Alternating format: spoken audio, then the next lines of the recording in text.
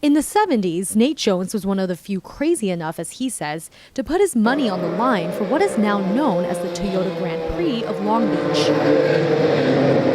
Along with many others, his money and efforts helped get the first race off the ground in 1975. Every year since then, Jones has served as paddock director. His crews get race cars and equipment on and off the track during a 10-minute window between each event. It's a high-pressure job. We don't want a 20-minute gap. Nothing worse than having an empty racetrack with the grandstands full of people and there's nothing going on. Jones is one of the few Grand Prix founders to work on the operations side, getting down in the trenches to help the event become a well-oiled machine.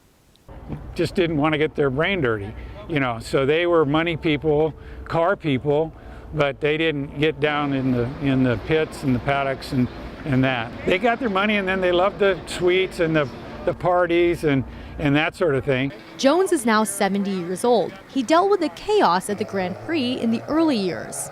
I mean, we had people jumping fences. We didn't have fences where we should have had fences.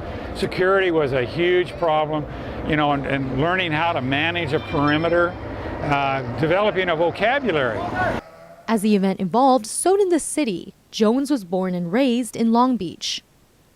I knew that Long Beach was kind of a worn down town, especially downtown. Downtown was hurting. The Navy, was here. He says the Grand Prix lit a fire under Long Beach, which was transformed with new buildings and businesses. And that was one of the reasons why I got involved and thought it would be good for Long Beach to have a temporary event that would be here for a week or two and then, would go away and the city could get back, and that it would bring money. Before it was a Navy town, now it's a Grand Prix town. In downtown Long Beach, Helen, Zhao, 49er News.